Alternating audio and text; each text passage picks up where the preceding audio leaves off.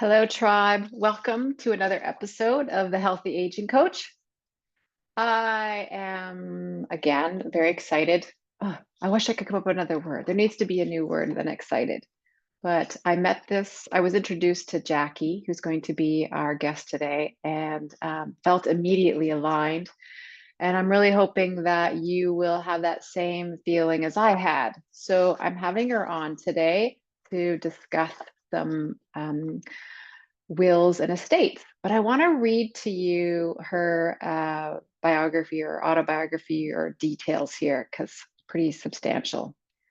So Jacqui helps families plan for their future in the event of an emergency or death by getting their affairs in order through her family legacy plan, TBA law.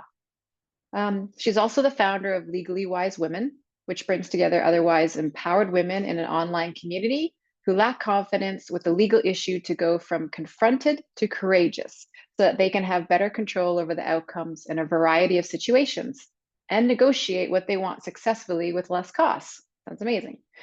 Jacqui Brauman created TBA Law in 2012, providing legal services to families in Melbourne and regional Victoria, focusing on estate planning, family law, and property. Jacqui's personal values brought into the firm make all the difference.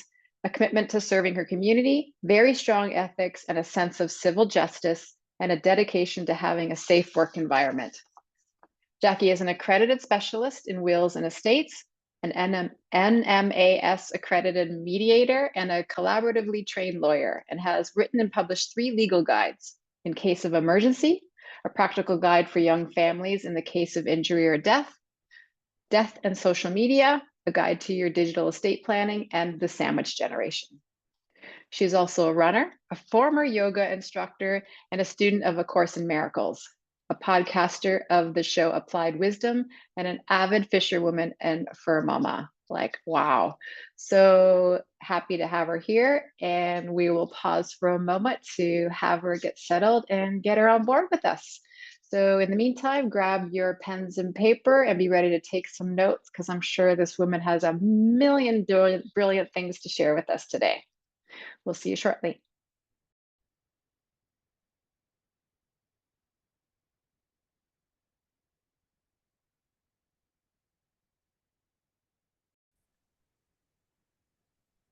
All right, here we are, tribe. She's here. She made it. I'm super excited to have her, say hello to everybody and share her deep wisdom.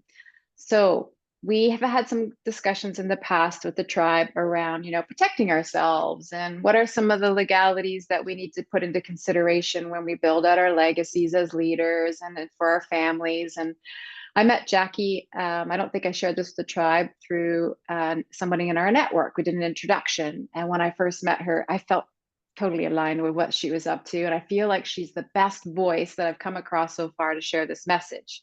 So, everybody, this is Jacqui Brauman, and she is specifically an accredited wills and estates lawyer. So, let's get started. Let's just jump right in, Jacqui, because I've already given them your bio. So they're already super impressed. I told them to get ready with their pens and paper.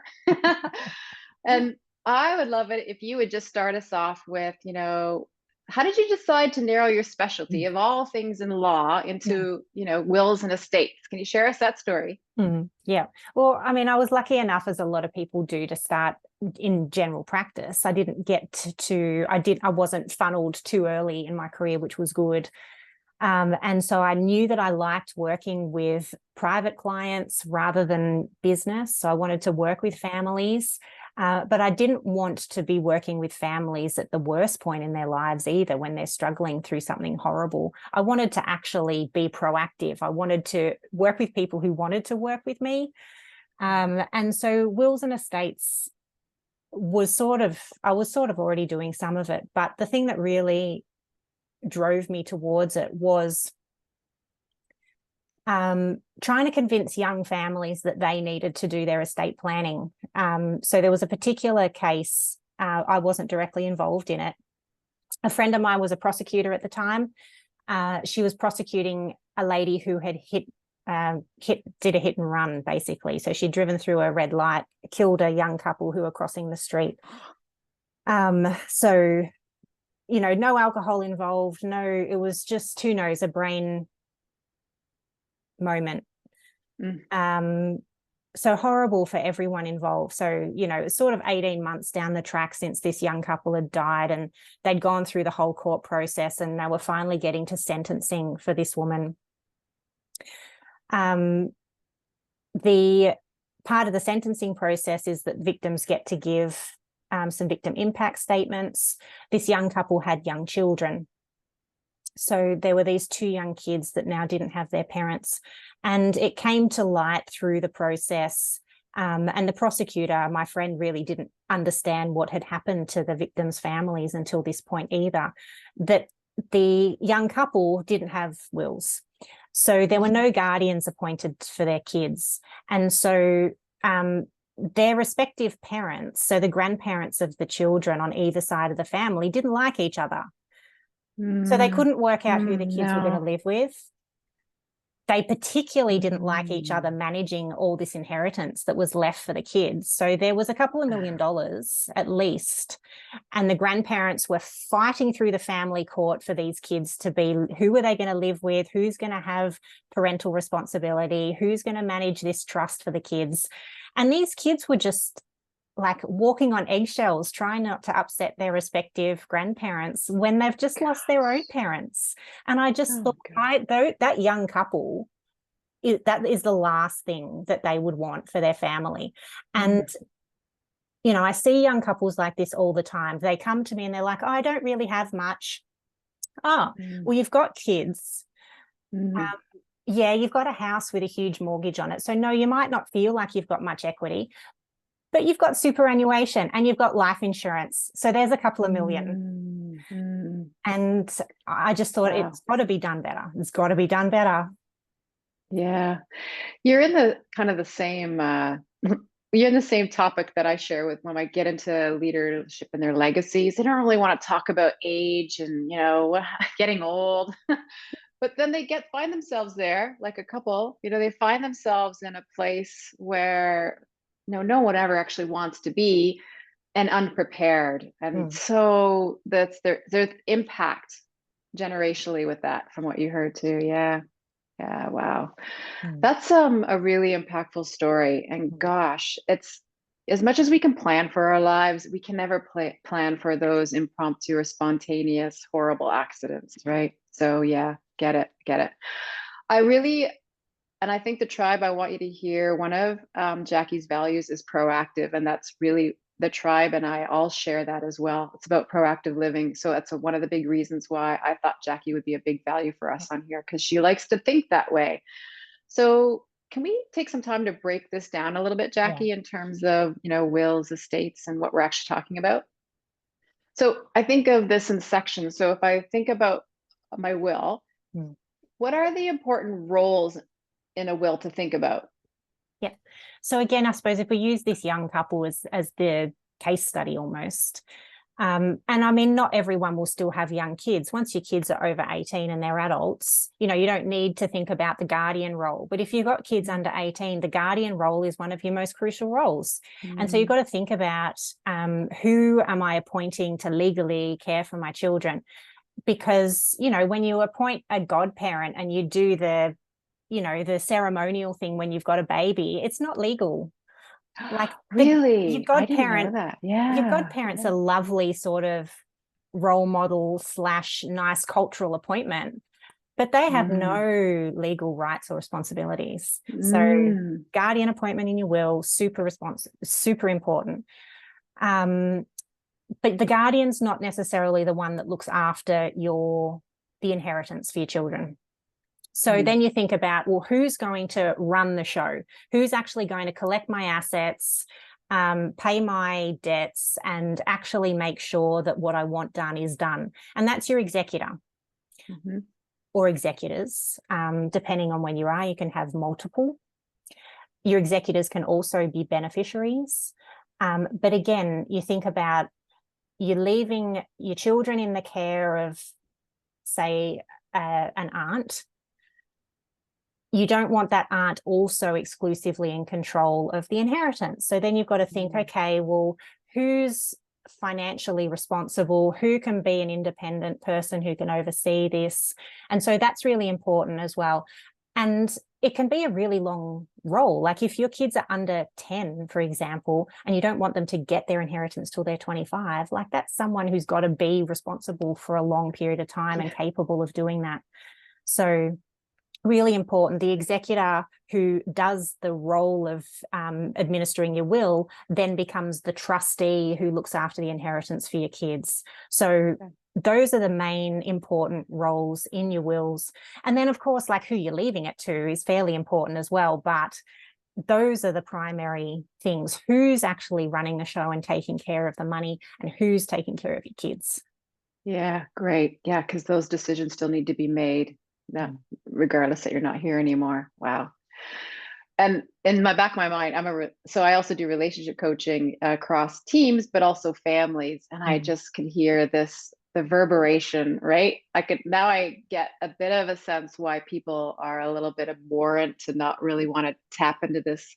But I think with Assist, I know you also are into mediating. So do you help clients with this space as well? You know, when you're assigning a guardian role and executor, do we want them to know in advance? Like, do we have these conversations and ensure they have all that? Yeah. So what does that look like? Yeah, I do try and encourage people and sort of coach them into having the conversation, particularly if they're thinking that, you know, it's someone who's not going to be a family member, because we do often default to thinking, well, we have to ask a family member because they're obliged by blood. And even though they might not be the perfect person.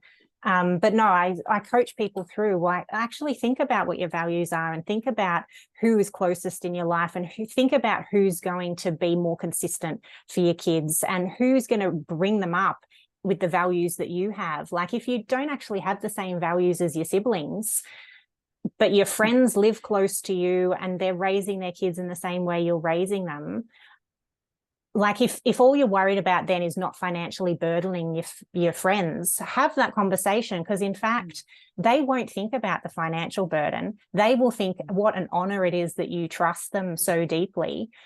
And so getting our heads around some of these conversations as well. And yeah, I think it's important to be asking people in guardian roles, sometimes not so much in executor roles, because sometimes you might make someone anxious or nervous when they don't have to be anyway. You know, they don't have to actually think about it. But I certainly think for the big decisions around your kids, definitely. Yeah, great. I concur. So what assets? You know, what assets are covered by a will and what aren't? What do we need to know there? Yeah, it's funny, like we don't think, oh, well, I have some assets that are estate assets and some assets that aren't. But then when you reflect, you're like, well, actually, no, that makes sense, right? So a lot of estate planning often has to do with setting up family trusts and moving assets from how you own them into other structures, because other structures often outlive you. So things in your own name usually end up in your estate, so they're covered by your will. But things you've moved into family trust, the trust doesn't die with you. The control of the trust transfers, but the entity itself stays the same. And so then that can be a consistent way of being able to switch control of something, but keep something intact and keep the longevity of that. So in some situations, estate planning is all about minimizing the amount of assets that is in your will, because we want to minimize, in some jurisdictions, there might be death tax, or they're really concerned that there'll be a dispute on their will. And so they want to make sure that what is disputed is minimized. So we can do these tricky things. Superannuation, particularly in Australia, is also not an estate asset. And sometimes life insurance is not an estate asset either. Some of these financial products that you own, you can actually nominate directly who your beneficiary is. So it doesn't go through your will. It follows a nomination that you've provided. Okay. And then other assets, when you jointly own assets, they're usually not covered by your will either, because if you jointly own something, it will automatically go to the other person who owns it. And so sometimes that's a little tricky way that we do things with older people who don't want, you know, other family members to get things in their estate. We're like, well, let's move a lot of your savings into a joint bank account with someone that you actually want to get this, and then it's not in your estate and no one can actually say anything about it. So Wow. yeah, there's lots of little things to do. So we need to think about, well, where are our assets? What is covered by the will? Do we strategically need to move things around? Or in fact, is it the best thing to transfer everything under the will? Certainly in Australia, you have a lot of tax discounts moving it through the will. So that's often the most tax effective way, but not necessarily in other places. Right. Got it. You said something then that tweaked a curiosity. How, like, example would be superannuations, how they can be directly assigned. But if somebody puts in the will a different name or assignment, is there one that reigns over? Is one that supersedes? Does a will supersede, say, a direct assignment on an asset? Well, it depends on a few things. So with a nomination on some super funds, some of them lapse. So some of them are binding for 3 years and then they lapse. So you really do have to understand some of these financial products and watch them closely, because they don't actually voluntarily disclose some of this stuff. You've got to have a look and see, I got to remember to redo this thing every 3 years, or else it's not binding. And then the will would take precedent. Whereas if it was binding, it would, Got it. That's another valuable thing for you there, right? You've probably helped them sort, that's amazing. All right. So who can you leave assets to, like beneficiaries? Is that what you're just speaking to in terms of the trust? Did I get a little bit in terms there? Well, yeah, a little bit. So I also wanted in this respect to talk about, again, some other jurisdictions, because, we're very lucky in a lot of countries. We have complete testamentary freedom. Like, we can do whatever we want in our will. And a lot of people take that for granted. In some countries, particularly throughout Europe, they've got some civil laws where certain percentages of their estate is actually directed by the government. So you don't have complete testamentary freedom. Like, a certain amount has to be done this way, and then you can do what you want with the rest. But we have testamentary freedom. And so then we have to think, well, there are some obligations and responsibilities that then override that freedom as well. So even though we have freedom, we actually do have moral obligations to certain people in our lives. And that's certainly, our spouse, our children, and anyone else who might be financially dependent on us. So we do need to be thinking about, well, what our obligations are and meeting those obligations. But then once you've met those, then how do you benefit people, or how do you, again, I suppose, leave an impact and leave a legacy, So thinking about what's the best way of leaving things to beneficiaries, where can I include a charity or something that's really important in my life? Or again, like, if your values around education are really high, I want to make sure that all my children have the chance of getting an equal education, setting aside an education trust for that to happen. So just starting to get really creative about not only who, but how we're leaving things to beneficiaries, and also maximizing the chance for the beneficiary to be successful as well. So thinking about, if I've got a vulnerable beneficiary in my life, if I've got a disabled adult child, or if I've got someone who is a beneficiary who receives some kind of pension, I need to make sure that they're not going to lose their pension because of the inheritance I give them, or that they're not going to have their inheritance squandered because they get taken advantage of by someone else, or they waste it, or, someone with drug and alcohol or gambling problems. What's our responsibility as well there? And sort of measuring that or balancing it with the rule against ruling beyond the grave, because we can't do that either. So then we think about, again, we think more about trusts and creating trusts in wills, and protective trusts or special disability trusts, or other creative ways of someone inheriting their inheritance instead of as a lump sum, but actually inheriting an investment vehicle. So I think just adding that in there as an element of, I don't want to add too much more complexity, but just think of it as creativity more than than burdening yourself with, there's so many options. No, actually, there are so many options, which is a great thing. Yeah, that sounds like it. There's a tool I use for relationship systems. But for what you're talking about there really sounds like you really need to get great communication going with your clients or people who are bringing this task to you to Mm. get a really clear understanding of their relationships with each of these people and their reliability. You brought up some pretty sticky points, if we have drug addiction in the family and our brothers and sisters or things like that, or even in our own children, right? Like things can be squandered away. Those are rocks that need to be lifted and looked under. Like we can't just ignore those. Yeah. Well done. Really great points. Um, Earlier you were talking and I was thinking about, the medical decisions, powers of attorney. I mean, when people are in a state of a coma or they're, it's not looking good. When does the will, my first question would be, when does the will actually take effect? And how does you probably know where I'm going with this, but like medical decisions and powers of attorney, can you inform Yeah, us a where bit do about they that? fit? Yeah, for Yeah. sure. And I think a lot of people have the same confusion. They're like, well, I've got executors, so can't they look after what I've got? Mm, Well, actually, your will doesn't take effect until you die. So no, if you're still mm, alive, even if you've lost capacity, they can't do anything. And so that's where thinking about powers of attorney is important as well, because I suppose if we're thinking about an emergency situation or some kind of period of decline that we might have with a terminal illness or something like that, we're not necessarily going to die suddenly. mhm. And we need to make sure, again, taking responsibility, that we don't leave a mess and make it more difficult for our loved ones. Mm, And having said that, we also want to have some control in who's going to be looking after our stuff as well, right? We mm, don't want to just yeah. leave it up to our potential next of kin, which might not be who we want.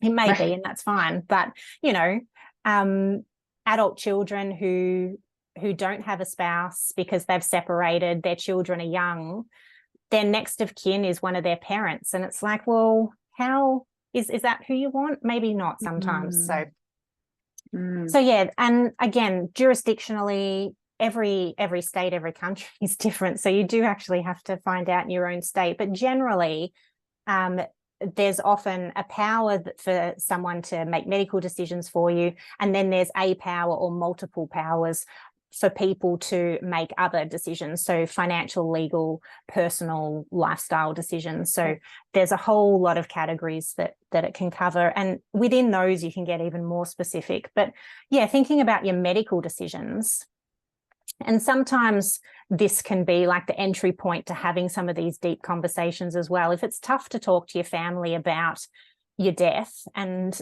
quite often that is a bit of a superstitious or a no-go zone for some people, somehow bringing up, oh, if I got dementia, or if I had a brain aneurysm, or if I was in a car accident, had a brain injury, or if I got a concussion and my brain took a couple of months to recover, or whatever, you can yeah. start having a bit of this conversation about how you want that managed and how you want your medical treatment managed,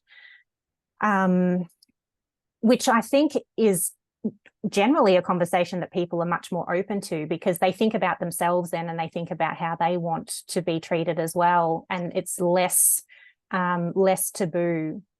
And then it sort of opens the door to having a deeper conversation as well about, well, and then if I died, that sort of situation. But appointing a medical power of attorney, someone to make those decisions for you if you can't, is certainly important, and choosing the right person who is going to be empathetic enough to consult with those around who needs consulting, who will be integrous enough that they will actually follow what you want, but also decisive enough. Like, it's quite a set Mm. of personality traits for someone to have. Yeah, definitely. You kind of want to have a knowing of them enough to know that they're going to make hard decisions or be able to have those hard conversations. Yeah. Yeah. There's when we were discussing earlier about this conversation you and I having, there is in the list of questions one about, what about having an accident that causes serious injury but not death? Kind of what we're talking about.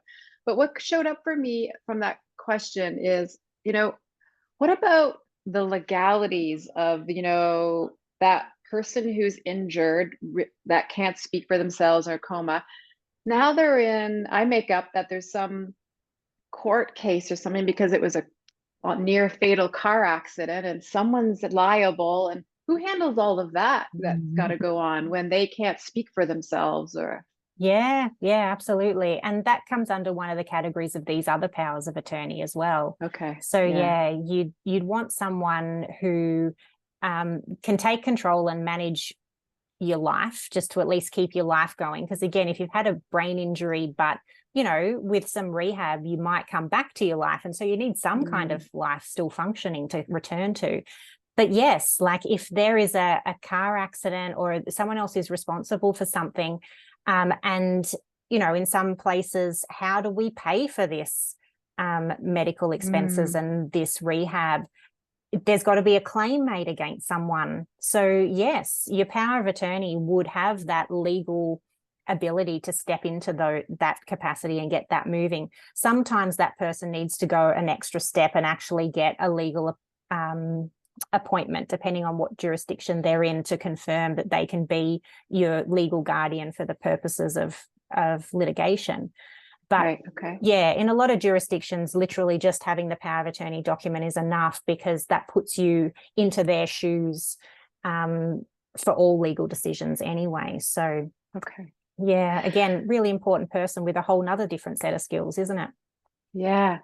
So if from your position then as wills and estate, and I come to you and have all these important conversations and something happens, are you the appointment? Like, would you be a go-to in terms of all of that, that maybe my executor would meet with first, and you have there's an assignment you could help them if it was a claims type of environment? Would you be able to support that executor into pointing them in the right direction? So are you ever a go-to after this all gets sorted, I guess is my question. Yeah, quite often. And again, I suppose it depends on, I suppose you start getting into the depth of trust that you've built over time, or the depth of connection with the family that you've built through the process. Because, I mean, you touched on it before, you've got to get pretty deep pretty quick and build some rapport quickly to be able to get this stuff out of people, and be fairly blunt and direct about it, but empathetic enough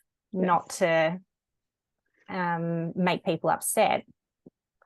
But then particularly if I'm holding original documents and something has happened, then yeah, the attorney or the executor will come and say, I need the originals. What do I do? Like, what's next? And so then, yeah, you do become a bit of a guide, but it doesn't have to be me. And this starts coming about, well, how do people find someone that they can trust that will help them through the process? Some lawyers often write into wills and powers of attorney that the executors then have to use that firm, but it's not actually binding. It's just that executors don't know that it's not binding. They actually have a complete choice about where they want to take their work to and who they want to work with. Because the way I work might work for a lot of people for sure, but not everyone likes the way I work. So, people have to be free to choose whom they feel they can work and communicate the best with. But yeah, certainly then it opens up this broader conversation of people having a starting point to go, oh my God, this has happened. What do I do? Because where else do you start? You don't want to go to a Facebook forum. No. And I want to bring something in, because there's two really great questions that showed up when you were talking there. One is, how do we talk to our families? Do you got any tips around, what's the starting point when we want to talk to our families about death? We kind of dappled around it earlier, but do you got have you heard of any any good entryways that work, or support systems that help families talk about it? I know I've done a lot of that in terms of relationship coaching when I was in Canada, but be curious how it looks from a legal point of view.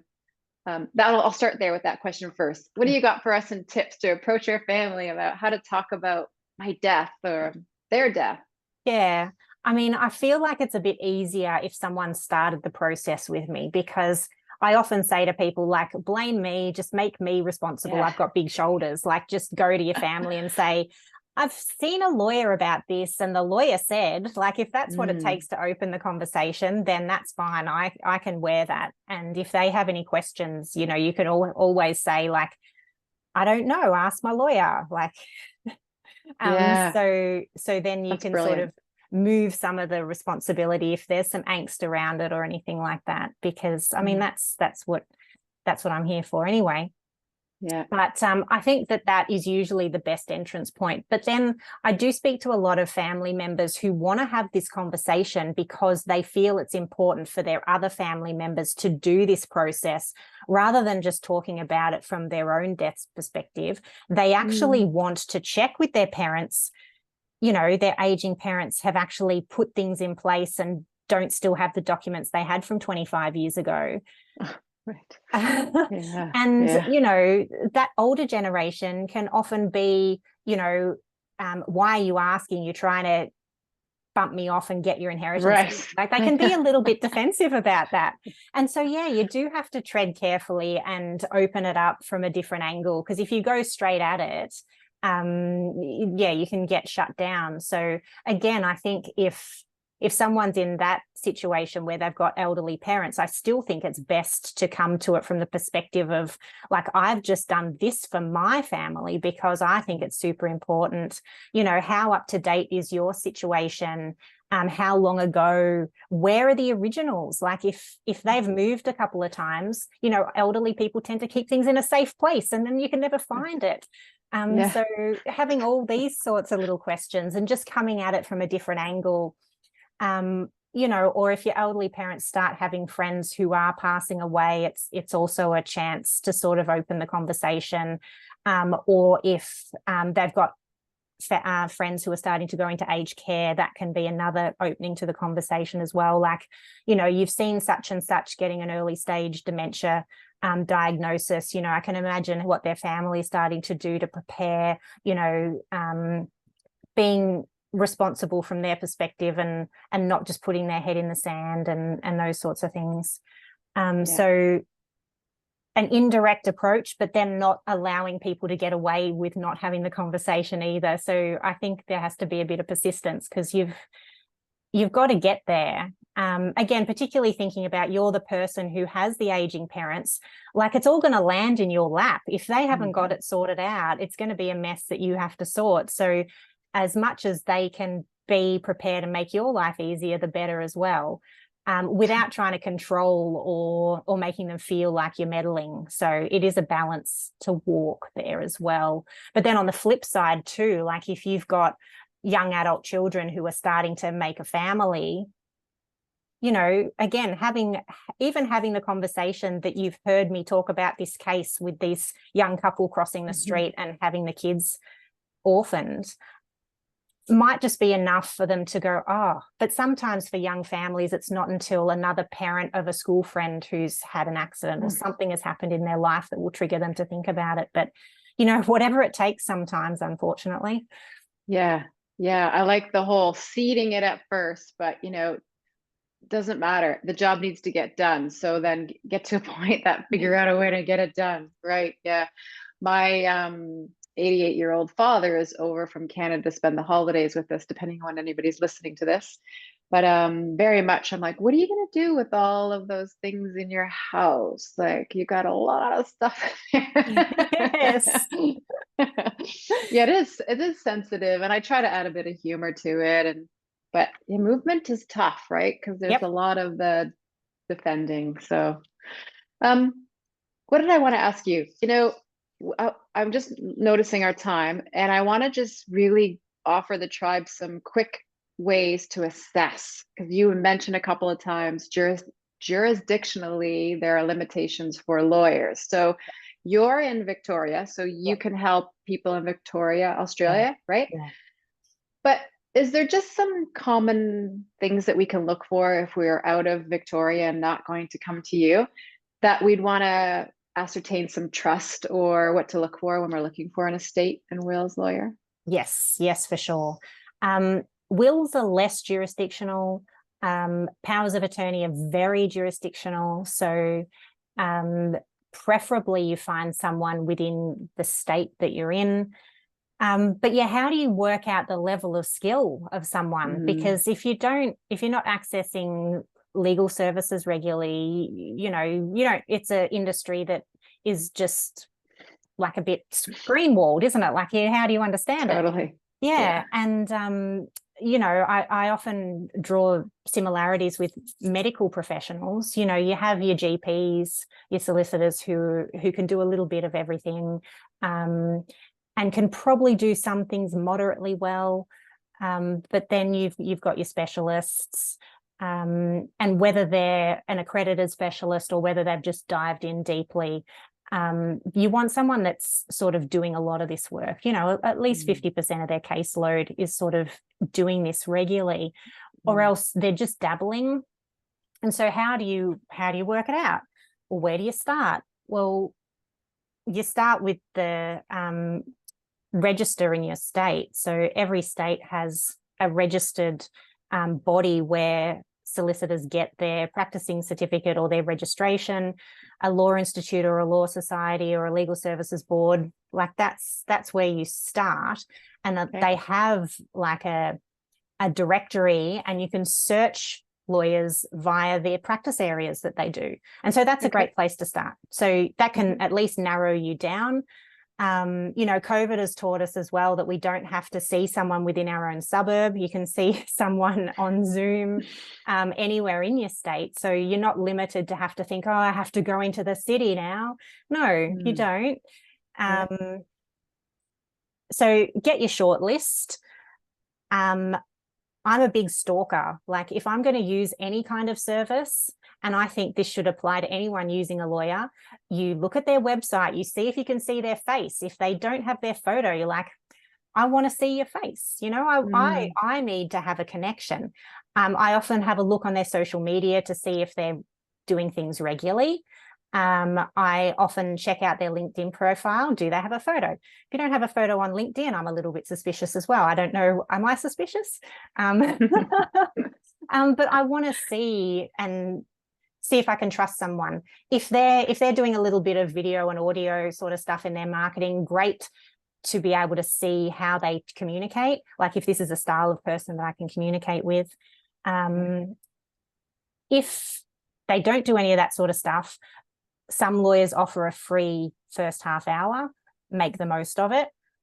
It's not a given right that you get a free first half hour with a professional, so don't expect it, but see if they do. But I still think it's worthwhile. Like if you narrow down, you get your list, you do some stalking, you narrow down to 2 or 3 that you want to try. I still think it's worth paying for an initial appointment just to see, ask the lawyer some questions, ask about their fees. You know what? It's a lot about the vibe sometimes. And particularly for those Australians, that old movie, The Castle, it's the vibe about someone. Now I got to watch that. Yeah. Yes. So get in the room with them, because you have a short time with someone to do some deep work with. You've got to trust them. You got to make sure that they don't make you feel like they're fobbing you off, or they are discounting something that's important to you, or that they are putting themselves up on a pedestal, that they're not giving you options. When a lawyer works out in their head what the best option for you is without exploring it with you is often a red flag. So the way that they communicate, the way that I communicate is often very direct, but hopefully simple language. But then I often keep my communication while I'm doing the work with people limited to email. And so if someone wants to be picking up the phone to me all the time, I'm not the right lawyer for them, So again, just working out how someone likes to work and whether that's going to work with how you want to work. I think it's really important. And, people to understand that they are the consumer of these professional services. It's no longer the case that you put a lawyer up on a pedestal. Like, get a second and third opinion and actually work through this process. They've got to serve you, not the other way around. Yeah, those are excellent points. I'm taking notes like a crazy person over here, because those are really valuable. And particularly I like the the vibe, right? Get in the room with them, I think is super important. So whether it's a Zoom room or something that can give you more additional information than just picking up the phone and who knows who you're talking to. Okay, so we've shortlisted, we've done our inspectoring, we've decided, this might be the person. Like, how do we get up and go? Because I really find that lots of us just put the brakes on. We Yeah. just go, I really don't even want to do this. Like, Yeah. help us build our why? Like, what are some things to get, like, what do we need to do? And why make this so important? Yeah. Well, if the story about the kids is not enough, True that, right? Wow. Yeah, Yeah. making sure your kids are going to be okay, making sure your inheritance goes to the right person, making sure that you don't leave a mess for your family. Those are big whys within themselves. But if they're not enough to get you there, then, maybe you need someone that will just sort of pull you along a little bit. And so, yeah, it's a big step to reach out and start this process. So wherever there is a lawyer who actually has an online form that you can start, and then they're like, okay, we've got your online form, this is the next step, and you don't have an option, you don't have an excuse. Like if you're one of these people that needs to be railroaded a little bit, then find someone that will push you through the process. I don't allow someone to leave my office without another appointment, because then they'll think about it too long and then they're like, oh, it's all too hard. No, like you've got to have your next appointment booked in, and you've got to be given a time frame by when you need to be making decisions. Or else, the head will go back in the sand and it'll just stay on the list of things to do forever. But yeah. Yeah, and you'll feel we know so much forever better isn't when there. it's done. Yeah. Yeah. And what came up when you're sharing that was, I don't want to be that person that they're telling that horrific story, and I'm over here going, oh my God, I'm not prepared, or I have the choice and I can sit there and go, oh my God, that is terrible. But I think everything's done and dusted. Like, I've got everything looked after. Yeah. And that's why And I think the last Wow. time I spoke to you, I also said, it's 100% that every one of us is going to die. It's just a matter of time, right? Why do we pretend like it's not going to happen? Hopefully it doesn't happen soon. And it's funny, like a lot of people doing this process don't want to think about their death, because then they think they'll do their will and it will happen. Right. But I've got to say, the estates that I handle for young people, like under 50 or in their 50s, are generally estates that they haven't had their wills done, right? So if you're superstitious, so maybe getting your wills done is actually going to prolong your life, because you're not going to be worrying about it. Exactly. Yes, we know that worry is bad. It's like stress. It breaks down our aging factors. So yes, that's a really valuable. You got an anti-ager serum over there, I think. That's brilliant. Right. Yep, the fountain of youth. There Get you your go. will done. So before I let you go, Jacqui, I have 3 fire seat questions for you. Are you ready? I am. So we always want to know from the tribe, how old do you want to live a healthy life to? I always say 120, and people laugh at me, but I'm absolutely serious. Yeah. We're in the club, girl. You and I, we're in the 120 club. I love it. And so what will that allow you to be, do, or have in your life? It'll allow me to reinvent myself multiple times and read everything and expand myself and just become this wise old guru. Yeah, I love it. Wow, I like the reinvention and all that. I just saw like this sage, this person sitting on a hill of you, and just sitting there with all this wealth and knowledge. Right, beautiful. But what is something that scares you about growing older? Discrimination. Like, I'm not worried about, I feel like my mind will be fine, physically I'll be fine, but I think how people perceive me. And I'm often very aware of that when I have elderly people. I'm aware that I should be talking to them like they are my equals, that I shouldn't discount them, that I shouldn't treat them like children. And I just worry that, people will see an old person and just think, oh, they're precious, or they're not capable, or Yeah, I get it. So how do you manage that fear? Well, I don't have to worry for a while yet. Yeah, got it.